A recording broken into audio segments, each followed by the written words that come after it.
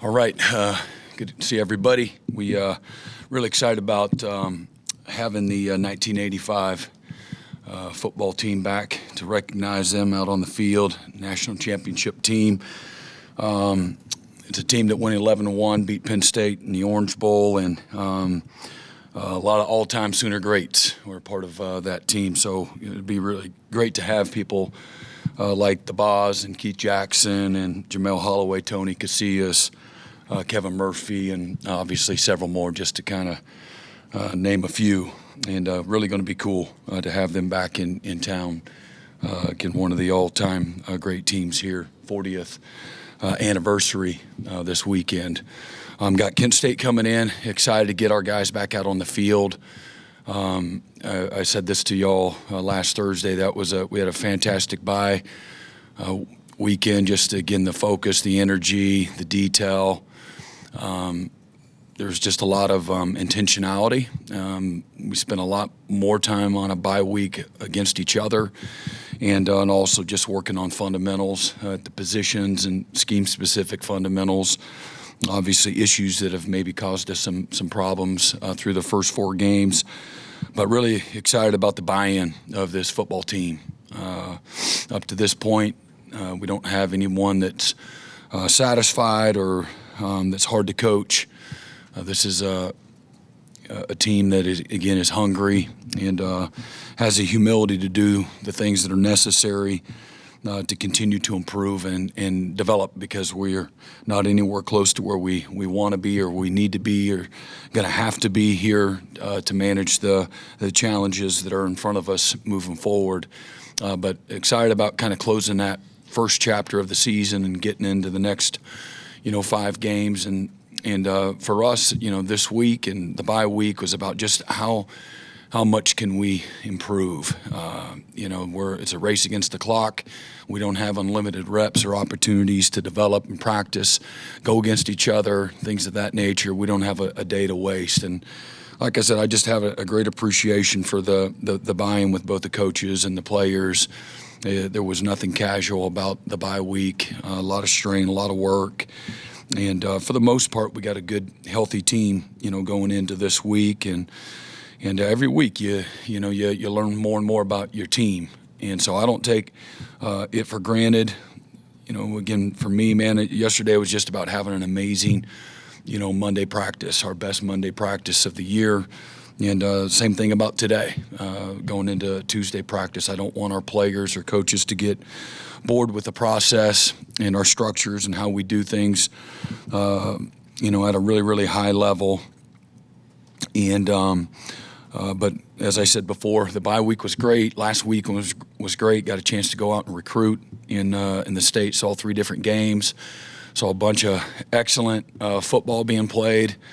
And a lot of great football players as well. And it was just affirmation for me and something I've talked about since I took this job, that, within arm's reach, you can win a national championship, team at Oklahoma. And, starting here within this state, the foundation of this locker room will be and needs to be, players from the state of Oklahoma and within arm's reach of this campus. So that was exciting, and then got a chance to watch a bunch of football. And certainly in our conference, there were 4 games that came down to the last drive of the game. And being a one-possession league, it was just affirmation, the smallest things always have the biggest consequences, and everything matters. Those plays in the first quarter are going to make a difference in the fourth quarter. And but situational football, the physicality, execution, things of that nature. Got a chance to watch a bunch of really good teams across the country, and again, whether it was Oregon and Penn State, again a top 10 matchup that goes to overtime, comes down to the last, drive of the game, last play of the game to decide the game. But it was just affirmation for us, if we're willing to continue to put the work in, stay hungry, driven, ambitious, keep our head down, don't get distracted, that, man, we can play with anybody in the country, not a team that we can't beat. And I said this too, there's also not a team that's not capable of beating us if we don't show up and do, what winning requires. So really excited. Our team, like I said, is excited to attack this next phase of our season and the challenges that are in front of us. Really excited about seeing Mike Hawkins back out there, and we talked a lot about him on last Thursday, so I don't want to be real redundant, but he had a good bye week, had an excellent fall camp, and the team believes in him. And he's a guy that believes in himself. He's in a much different place than he was a year ago, just as far as his mental capacity as a true freshman. A lot of growth happens for all players going into year one to year two. He's put a lot of work in, as I've said. I love his level of consistency when it comes to his body of work. And then he's got great self-awareness too. A lot of guys, they have their head in the sand when it comes to self-awareness, and it stunts their growth. Mike's a guy that has great self-awareness, and to me has a growth mindset. And so excited to see some other guys. Hopefully they'll get back out there as well, and Eli and Javanni Gibson, and just a little bit healthier team overall. We had some guys banged up on the offensive line that are a little healthier now as well, and you'll be able to see our Mason, right away, from the opening kick. So with that, I'll open it up for questions. We'll start with Jenny on the far right and go down the line. Brent, the quarterback position in this era of college football, with so many players being transient, it seems like that position is even more so. Guys get a taste of starting and they want to start no matter what. You were able to keep Michael here even when John transferred. What's the challenge of building depth and having multiple guys at that position that could be inserted and play if needed? Yeah, I think it goes without saying the money that's involved, opportunity to pick up and go somewhere and be somebody's starter so you can recruit to that. That's a real challenge. And, it's a challenge for everybody, in the country. And so, hopefully guys are looking, you want to recruit young guys like Mike that understand, that's a position like every position, but particularly that position, it's a developmental position. And you go somewhere, you're attached to and attracted to all of it, the development piece, and growing and learning and discovering on the field, off the field, and again, being attached to a locker room at a place like Oklahoma and you're a quarterback, it's a big deal, So there's hopefully you recruit guys that have a level of patience, but, the good thing is that because of the free agent model that we have, you can always, get better quickly at all positions, but that position as well. But we know that the best teams typically will have, at that position a little more continuity would serve it, well for the long haul. Yeah, Brent, a lot of people are mentioning Ben as a potential head coach at some point. He's still a young guy. Modern age of college football, the things you're just talking about and other things. Yeah. Is it more difficult or is it easier for a young guy to become a first-time head coach? All the different things going on, but also you got a lot more support personnel doing things to supplement that. Yeah, I don't know if it's easier to be a head coach at a young age, if ADs are more willing to hire. I don't know what the test of time really says, that what the story is, but he'll certainly be somebody that has great opportunity in the future. And for me, I've always said, and I tell it to my my colleagues, just as they look at opportunities to grow and elevate in the profession, is when you have what you value, don't screw it up.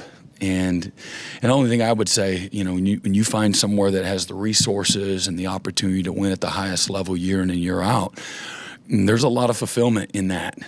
Being successful, winning, being able to recruit great players, lack for nothing when it comes to resources. So you get to show up every day in a profession that's about winning and being successful, that you have a fighting chance in a profession that's really hard to be successful. And I would just, I've always said, man, wait till the job that comes up that you absolutely love, that's an easy, passionate sell for you. And that's just me, though. And I've always, when approached, I've given, that advice, when asked for. But everybody's a little bit different in the things that they desire. And some people just want to be a head coach no matter what. And that's cool, too. Our building's full of guys that are going to be great future head coaches. But Ben will have a lot of opportunity. He's a winner. Everything that I've bragged on him in the past, he's got maturity beyond his years, and he's got a great toughness to him. He's got very relational, and he's passionate about winning. Mason? Yeah, Brent, as you guys have been getting Mike ready to step in here, how much has it helped to have a guy in John Kuzieski that has worked with Ben, knows what he wants, and knows his way around quarterbacks? Yeah, it's a tremendous advantage. John's very talented, excellent teacher, knows what he wants. Very similar to Ben in many ways, and then other ways they're just a little bit different. But tremendous mentor, teacher, coach, incredibly consistent in his approach to the game. And I love to hear, the coaching and the development on, play to play to play to play throughout, rep after rep after rep during the course of practice. It's constant feedback, encouragement, affirmation, correction.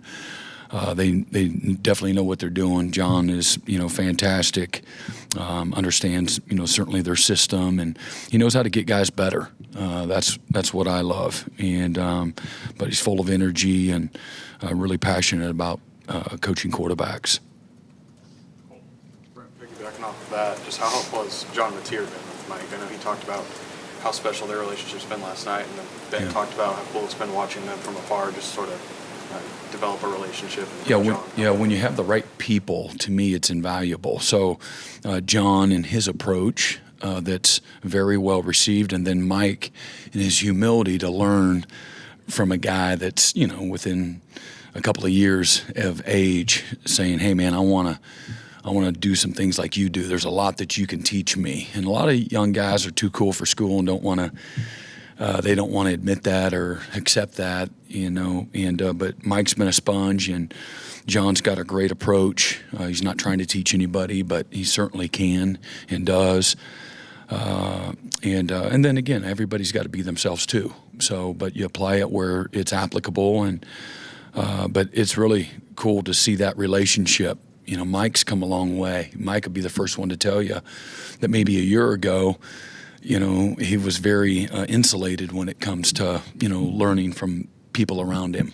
And but just several months later, things have, completely changed too. And I do think that the people, in the room matter, as well. Yeah, Brent, kind of a broad question for you. You mentioned watching games this past weekend, and we've talked a lot about the SEC being a one-possession league. Mm-hmm. Do you feel like there's maybe more parity across the sport right now because of things like the transfer portal and NIL? Like, do you feel like it's more of a level playing field? Yeah, absolutely. I mean, it's just, you'd have to, be blind not to see that. And I think it's exciting. I love it. I love college football. I love college athletics. Just the innocence of it. I think there's more of an innocence to it now, as well. And I'm not at an underdog school, but I like underdogs, and I like everybody to have a chance. And but I love what you saw again, another week of it, and it'll be complete and total chaos by the end of the year, I'm sure. Does that make your job as a head coach, I guess, more difficult when it's every single week? I don't know. If it's difficult for me, then it's difficult for them, and it's difficult for them. So that's how I look at it. Nobody wants to hear my pity party, and I don't have one.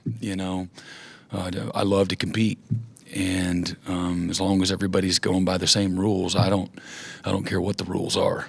And so that's it's a lot of fun.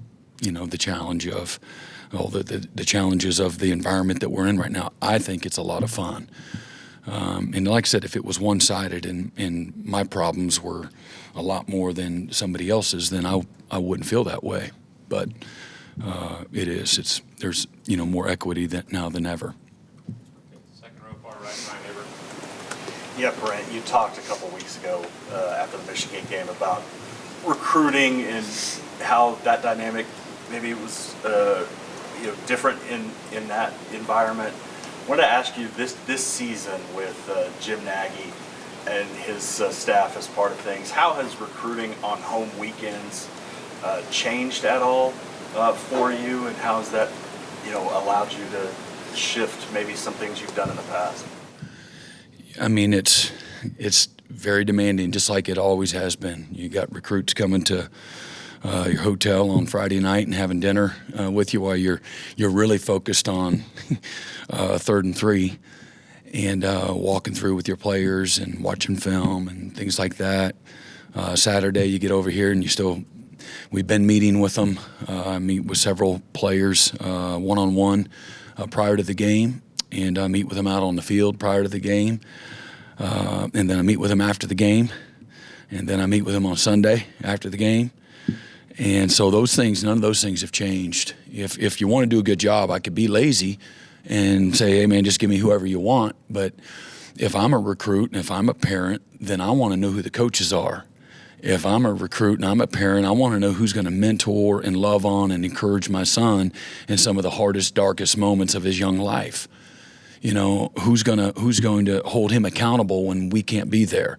If I'm a parent, that's what I want. And I'm passionate about that. So I would be negligent and lazy both if I was like, they'll handle it. That's what they pay you for. That's one way to look at it. But, man, it's a team. We're trying to be more efficient than we've ever been, a little more focused than we've ever been. But it takes what it takes. And there's a human element. There's a relationship element. And there needs to be a connection element that goes beyond the recruiting staff. And, we've always had a recruiting staff that have helped manage game day weekends and official visit weekends. And so it still takes all of that, too. What you do have is you have, more people that have evaluated. And again, there's some efficiency things. And then there is a piece of contract negotiations and the money and the budget and all that. That's you didn't have to deal with that. Well, I did the first 3 years. I did have to deal with that myself and Curtis Lofton, and and that's a lot. That's a lot because nobody wants to talk about money. And because whatever number you give, it's never good enough. And I don't mean that. I just mean it's like, you know what I mean. Whether you're dealing with your players or you're dealing with families, and it's really been. I've learned a lot about people, and a lot of it's been just affirmation. Man, they're about the right stuff, and the money should matter. Money should matter, but there's so much more than just that. And, I've been fortunate enough to deal with so many people, and many of our current players in our locker room now that are supported with amazing families that have big picture, long-term value, the things that are most important to them align with things that are important to us as a program as we, develop these young men and take the baton from these families and try to, do a great job over-deliver when it comes to education and mentorship and developing lifelong relationships and winning and developing, as players too. So I know that was a little bit long-winded, but I think it's very appropriate when it comes to making sure we have the right lens on the new environment. Our coaches are they're with recruits to past midnight on a Saturday night after a big win, and they're back with them either in church or at breakfast early in the morning and sending them off, walking them to their car, before they go, fly home or drive home and things of that nature. So it's as demanding as it's ever been. Our staff is relentless and passionate about recruiting. And we've got a tremendous team that I think brings, credibility our scouting department and, our front office. I think they've got tremendous credibility. One more layer of that to be attached to at the University of Oklahoma. They've enhanced our brand. Yeah, Brent, Ben was up here talking about how exciting it's been watching Javanni really this last month of his rehab process. But from your perspective, what's it been like seeing him work his way back from that injury after 5 months? And what do you feel like he can bring to that receiving corps? Yeah, just has a great maturity and toughness about him. He's been super consistent when it comes to the rehab, and that can be there are a lot of emotional challenges that a lot of young people go through, and I'm sure he'd be the first one to admit. I don't want to speak for him, because I'm always trying to be on the positive side of it with him, and he's been fantastic. He's received that well. I haven't seen anything other than that, but I'm sure if you gave him true serum, he'd say, man, I had some tough days and tough moments along the way, and where he couldn't see, this week or last week, where he is, where it gets pretty cloudy. And I know Kendall Dolby, he went through a very similar injury and just a lot of, tough moments. And he's still working his way back and doing great. But I've been really proud of Javanni just, again, for his consistency. He's attacked the rehab, over the last several months, and he hadn't flinched. He's just refused to flinch.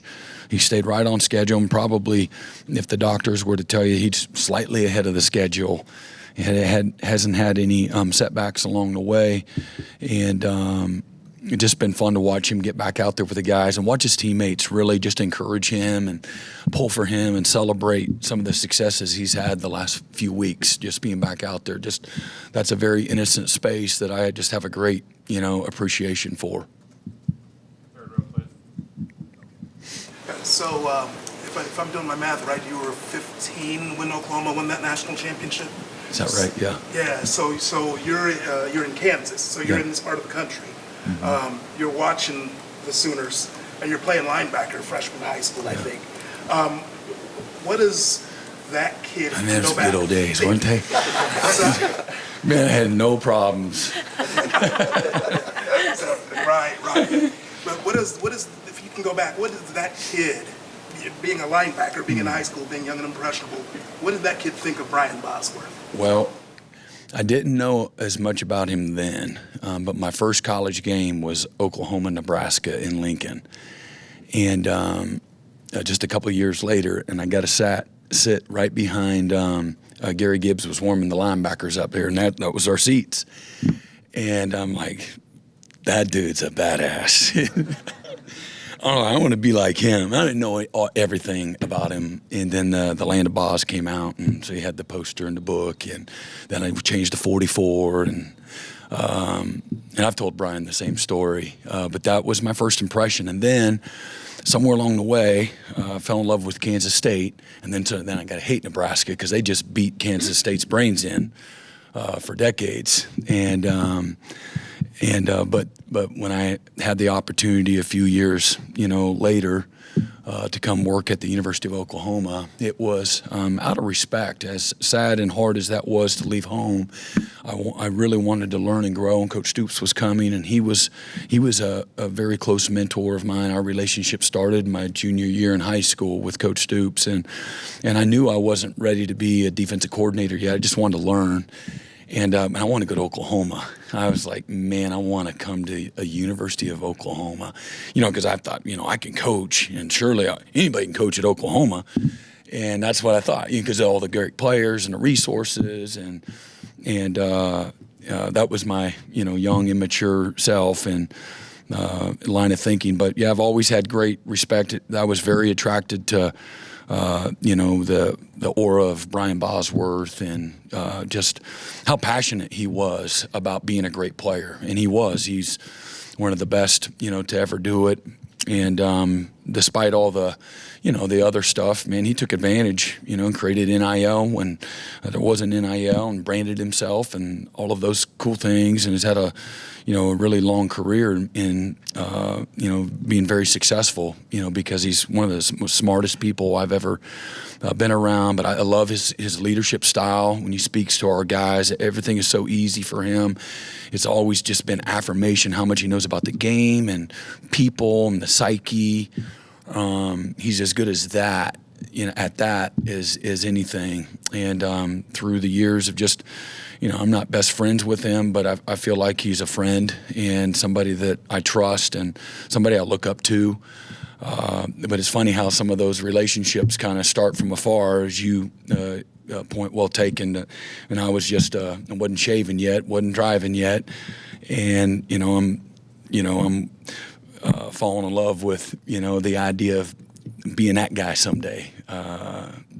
So really cool. He inspired a lot of people, and certainly that team. And now that I've spent 18 years at the University of Oklahoma.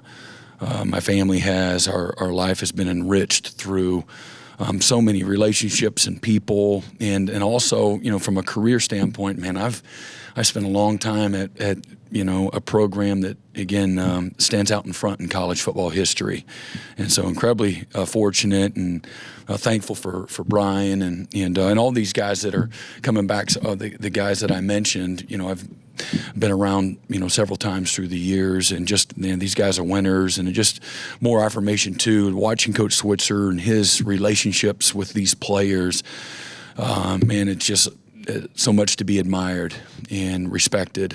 They love him like a dad. He was a father figure for them. It changed their lives. They'd be the first one. You talk about influence and impact, man, he was. Coach Switzer's long been a pioneer in this profession, and so it's going to be cool to have that team back, along with Brian. Mm-hmm.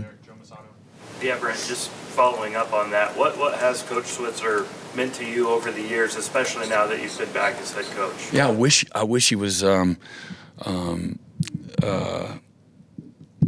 He used to come out to practice all the time, and he'd come by, and man, as everybody here knows, he can really take you back to some cool moments in time. We had him as our keynote speaker to our coaches clinic the year before last, and he was fantastic. But man, what he has stood for, so humble. He's such a humble guy for the success that he's had in college football history. To see him and Coach Stoops when they're around each other, Coach Switzer's a little, he's a little more, Coach Stoops is a little more reserved. Coach Switzer's he's out kind of leading the charge, and it's an absolute blast. We have a function prior to, during fall camp, where we have all the coaches there and a lot of people here in the community that support Oklahoma football, and Coach Switzer's always there, Coach Stoops is always there. And again, the stories and just the energy, the passion, the connection, the familiarity, the comfort that you have. Special, Coach Switzer's special in every way. You feel like you've known him, your whole life. And, one of the best to ever do it, man. We're fortunate to be able to experience, what he's all about, in this day and age. Mm-hmm. James Hale. Brent, you're in the top four of a lot of defenses through 4 games. A lot of defensive stats in 4 games. I don't know, this week what kind of test you're going to get, but following that, you're going to get tested even better or more going in. How confident are you in your defense at this point that you're going to lead all those challenges? Yeah, I'm confident in the people I work with every day. That's what I'm confident in.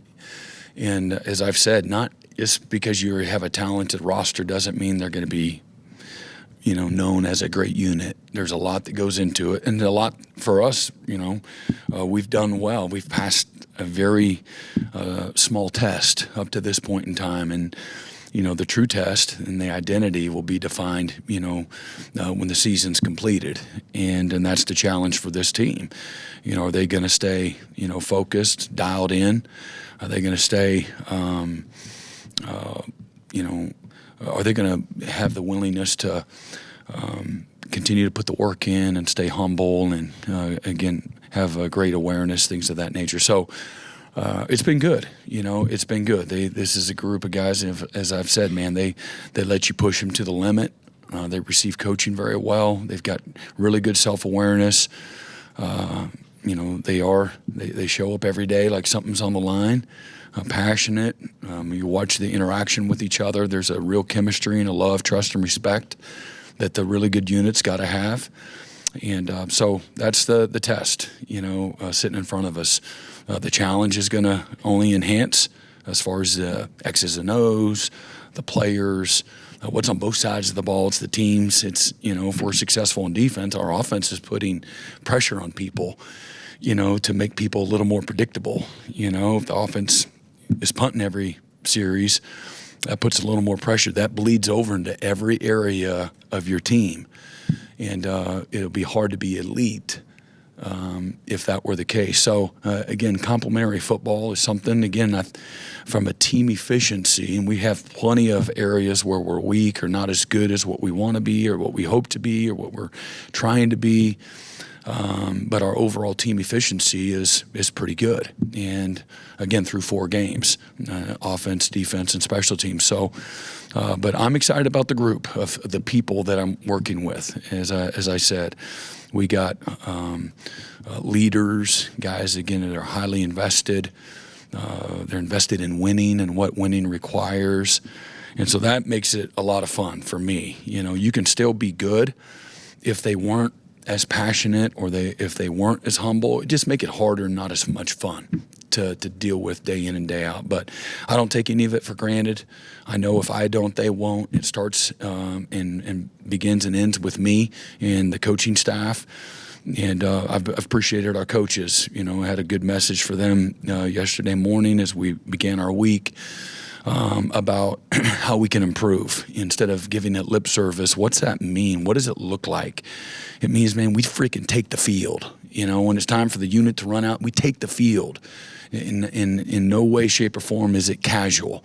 Man, we're running from the sideline to where the ball is, with urgency, with purpose, with intensity, with focus, with communication.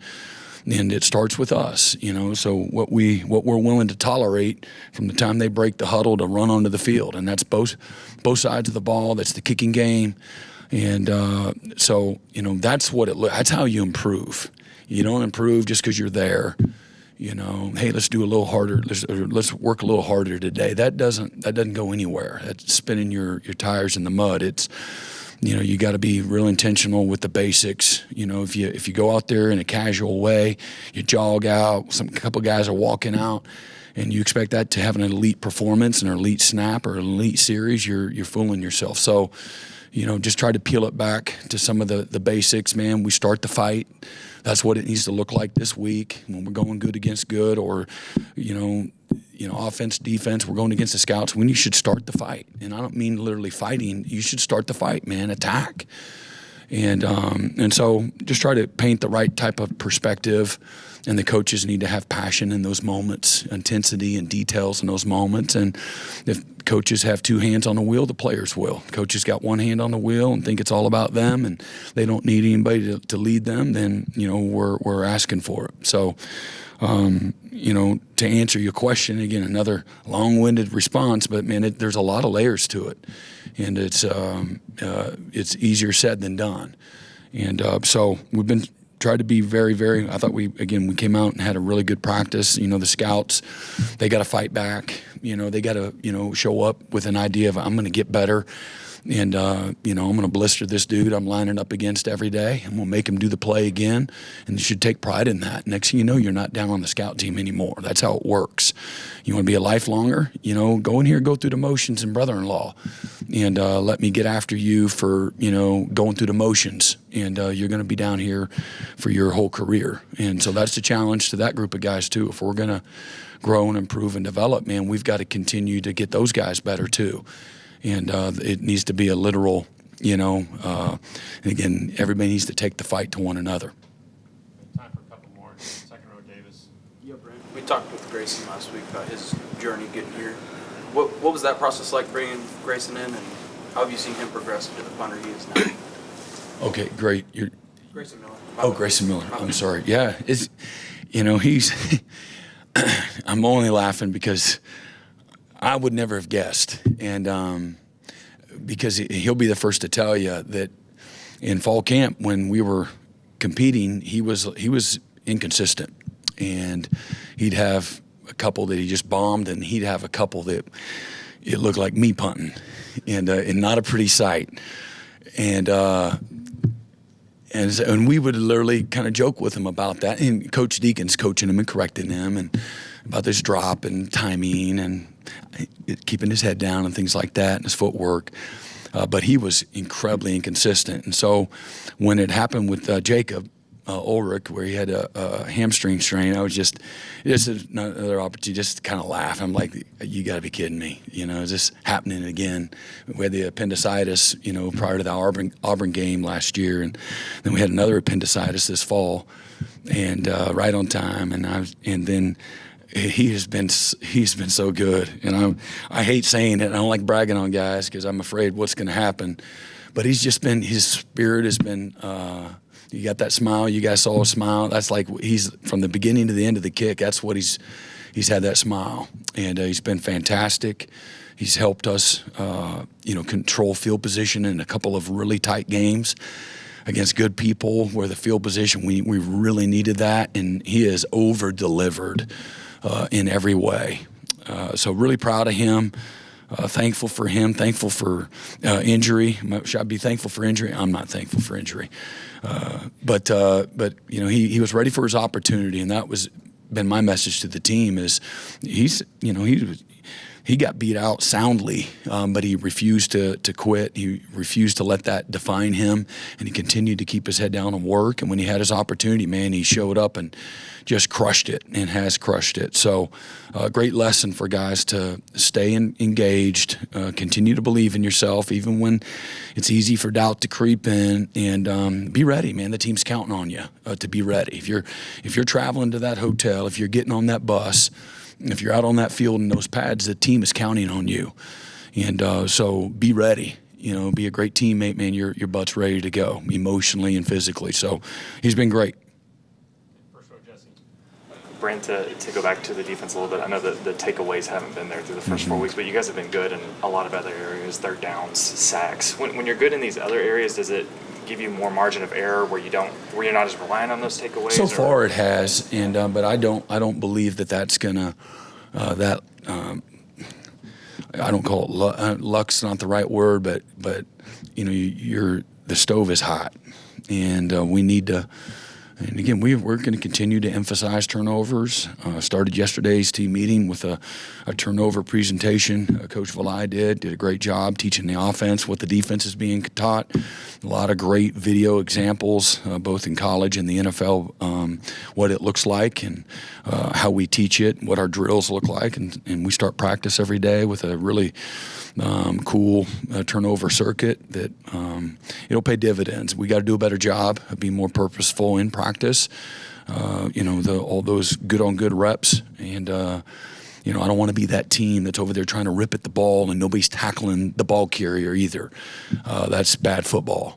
And but at the same time, man, we need to create turnovers. Notre Dame was plus 18 last year, played in the national championship. Ohio State was plus 3.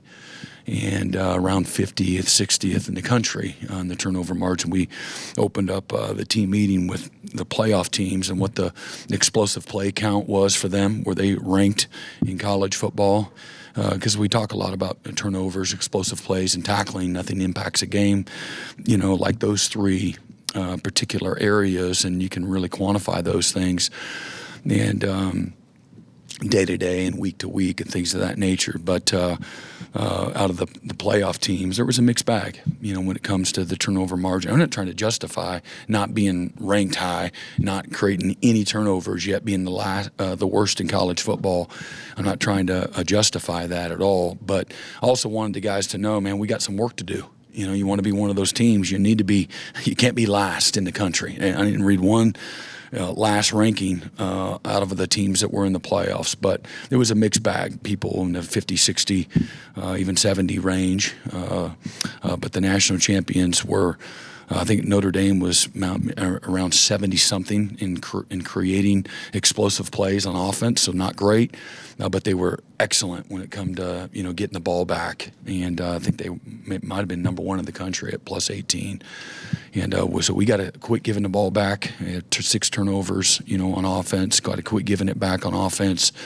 And we got to go get it, on defense. And so, hopefully we can get that turned around sooner rather than later. Mm-hmm. Last one, Myron.